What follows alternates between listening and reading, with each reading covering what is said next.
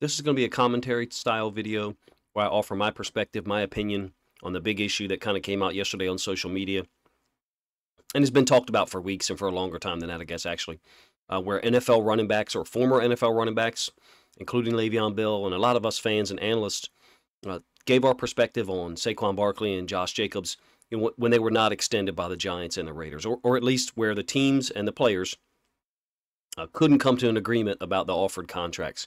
I'm not sure what will end up happening. If these guys hold out, it hurts them and their team. And selfishly, I'd like to see these two guys play football because I love the way they run the ball. I love the way their teams utilize them. They're the engine of both of those offenses. I think that's clear. Specifically the Giants, I think they'll be in real trouble offensively without Saquon Barkley, and that's not a shot at the rest of the guys. It's just a fact that, he is what drove them in 2022. Both of these situations, I guess, kind of appear somewhat similar from the standpoint that they each had over 370 touches last year. I believe in the case of Josh Jacobs, I believe he had 400 touches, but between running the ball and receptions, but I could be wrong.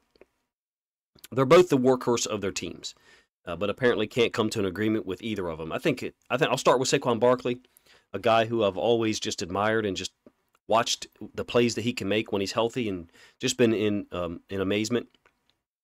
He's put up two really great years. His rookie year of 2018 and then 2022 last year. Unfortunately, that was sandwiched around some injury-riddled situation where he, tore his ACL. But to me, his comeback appears complete. I mean, he looked totally healthy last year. The film that I'm going to let run here of him, it's got Jacobs film and Barkley film, and I think there's two plays from Christian McCaffrey in here.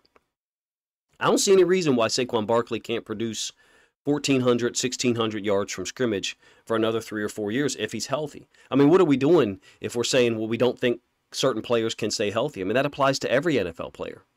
My favorite player in the league, Lamar Jackson, hasn't finished the season in the last two. I mean, I just have to admit that. That's reality. There's plenty of guys who get injured often. To me, Saquon Barkley looks completely returned to full health. And there's just not many Saquon Barkleys walking around.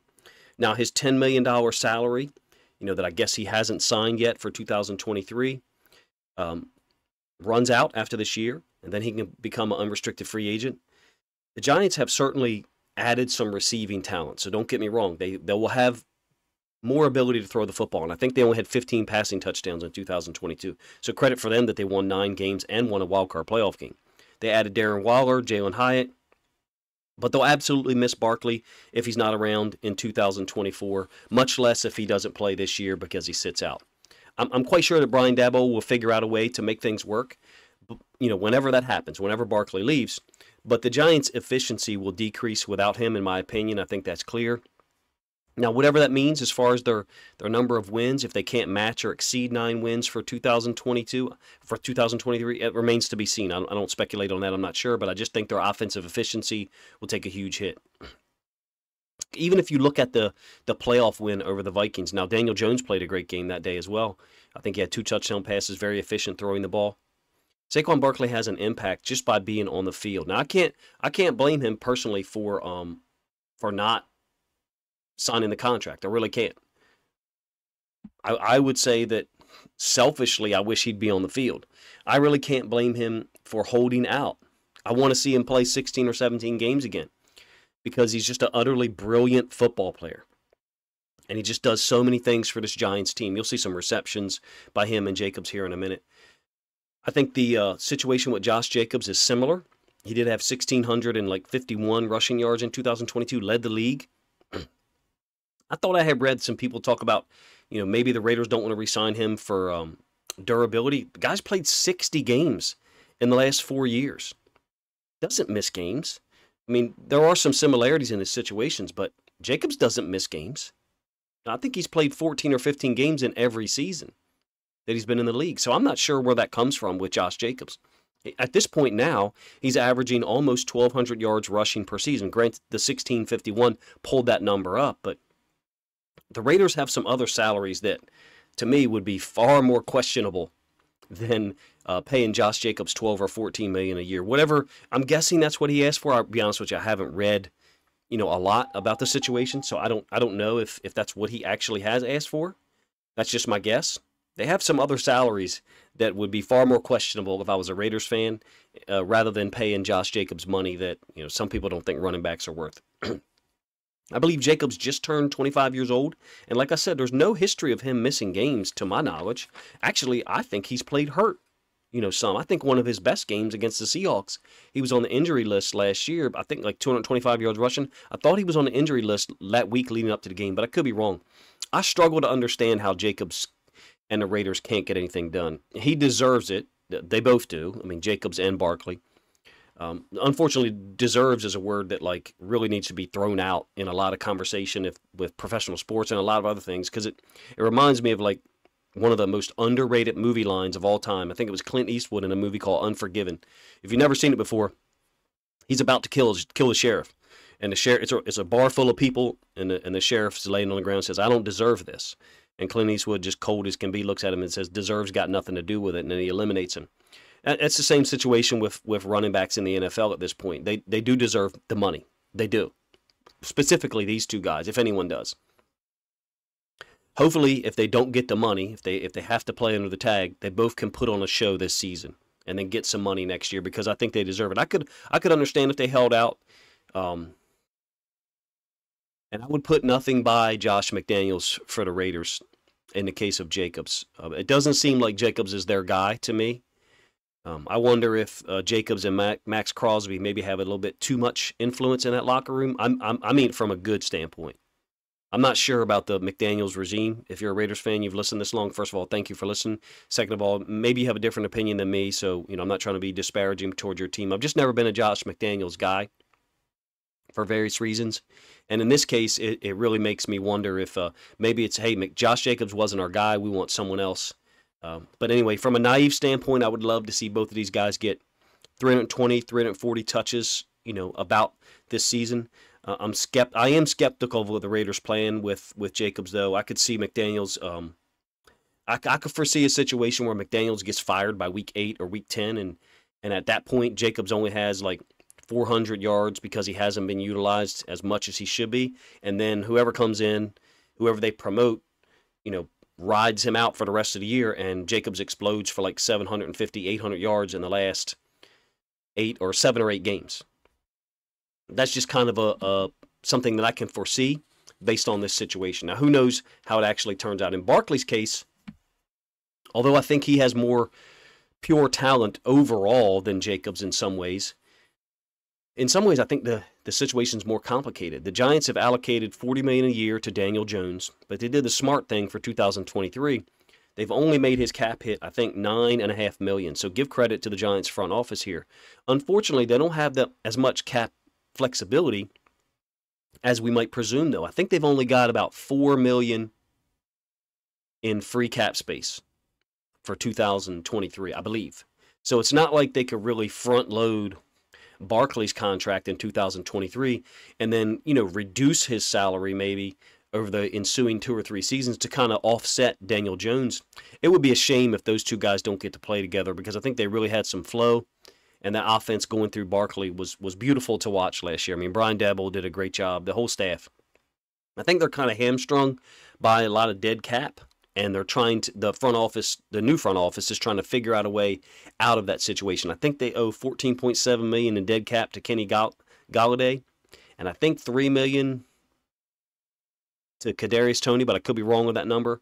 So theoretically, I think that's the real problem, is that, and look, there's plenty of NFL teams that have more dead cap than the Giants, who are at I think 22 or 23 overall in dead cap. The Bucs, I think, are the highest at $74 million because of the way Tom Brady's contract was structured, before he retired. But I think the Giants are 28th or 29th in actual cap space. And I believe the Golladay contract and some other situations have forced the current front office to try to course correct, meaning change direction of where they're going with money.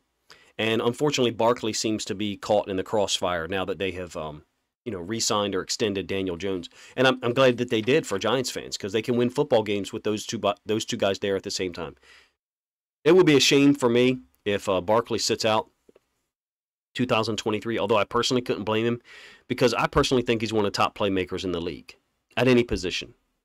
There's guys like Derrick Henry and others who've come out and criticized these decisions.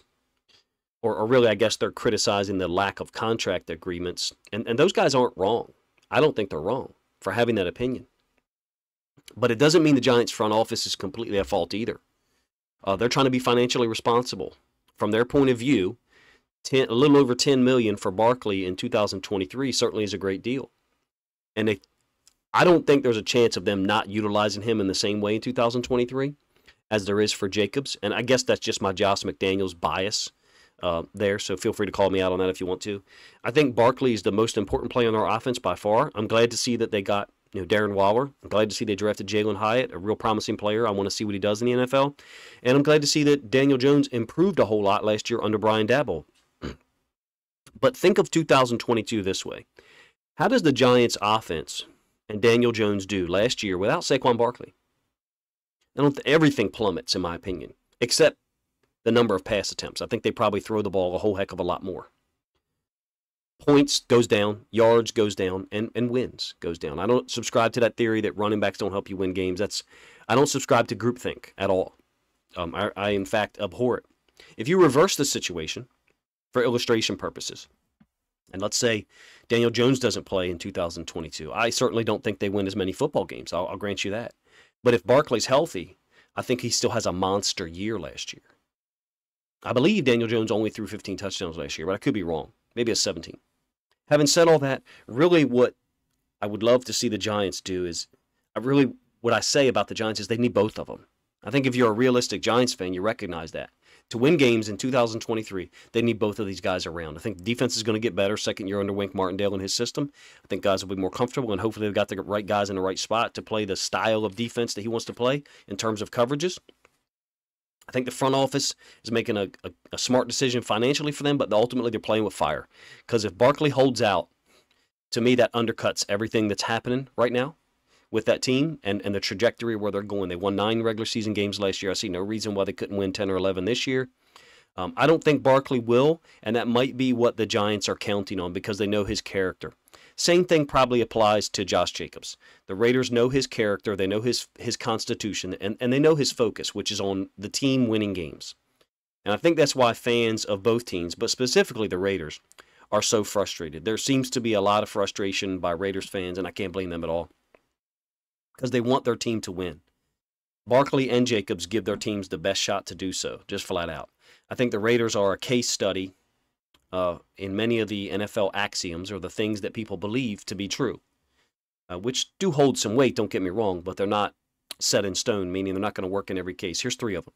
You need to pay a high-level wide receiver or high-level wide receivers in order to help your quarterback. Well, they did that, Devontae Adams. You need some explosive edge rushers, and you need to pay money for that in order to win, in order to get after their quarterback. Well, they got Max Crosby, and they paid a whole heck of a lot of money for Chandler Jones. You need an offensive-minded head coach in order to succeed in the modern game. While all 3 of those things hold weight, I think it really depends on the situation. I'm not one of those people that subscribes to groupthink. I think each situation needs to be looked at on a case-by-case basis. And unfortunately, there's a lot of statements that have been made on both sides that really demonstrate lack of thought about individual situations. I don't really blame either of the front offices. I guess if I had to blame one more than the other, it would be the Raiders. I would try to get Josh Jacobs there for at least 3 or 4 years. I don't see any reason why healthy Josh Jacobs, can't contribute in the same manner they did last year. Historic games. I think he had 2 historic games, but 1,651 yards. Could he equal that every year? Well, no. Under a more balanced situation run pass, I think that, they don't need him to do that to win football games. But they've got a lot of other problems and a lot of other issues. And that's where my opinion really differs from so many in the running backs don't matter camp. I believe anything has to be looked at on a case-by-case basis. And these 2 cases, if you ask me, I'll stand by these 2 players if they do hold out, even though selfishly I'd like to see them play football in 2023 because they're so amazing to watch. I can't stand groupthink. I've never been able to do that, even dating back to when I was like a teenager. It's just one of the things I naturally did not gravitate towards. In fact, I walked away from many times. And these 2 guys were the engine for their teams in 2023. They would create, in 2022, they would create a huge void if they were unavailable in 2023. If you don't believe that, think of it this way. You feel free to make your own comparison and paint me in a corner if you wish, but I'm going to paint you in one just for a second if you're a running backs don't matter camp type person. Put either of these guys, Saquon Barkley or Josh Jacobs, on the Chiefs last year or the Eagles. How would that influence those offenses? Would they be more efficient? Would they generate more explosive plays? Would they have a better offense? Well, both of those teams had great offenses. They made it to the Super Bowl. I think the answer to all those questions is yes. They would be better football teams. They would be better offenses if you put Saquon Barkley on the Chiefs and you put Josh Jacobs on the Eagles. It's just a talent upgrade.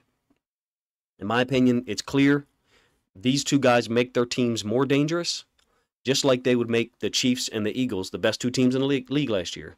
They would have made them more dangerous in 2022. Sometimes I feel like you have to reverse situations or talk about hypotheticals in order to illustrate the impact that people can have, because I think these two guys are really taken for granted. I don't think they're taken for granted by the fans of the Giants and the Raiders. I think they understand how amazing these guys' impact is. I'm not sure what the answer is for either of these two running backs. They're both incredibly talented. It wouldn't surprise me if they held out, unfortunately. But I know it's not. I know the answer for whatever the situation is. Running backs not getting paid enough. Running backs not getting extended. Whatever the answer is, for me, it's never going to be found in making blanket statements about groups of people. All running backs. All edge rushers. All whatever. I've never been into that. I think all that does is ostracize people. I don't think it works in football. I don't think it works in baseball, basketball, or any other part of life. Let me know what you guys think of the video, what you think of some of my thoughts about running backs mattering. The title was actually a double entendre. Let me know if you picked up on it. If you think other people would appreciate this commentary and some of the film that I showed, even though I didn't break it down today, please consider grabbing a link to this video and sharing it out on social media to help this video get more reach.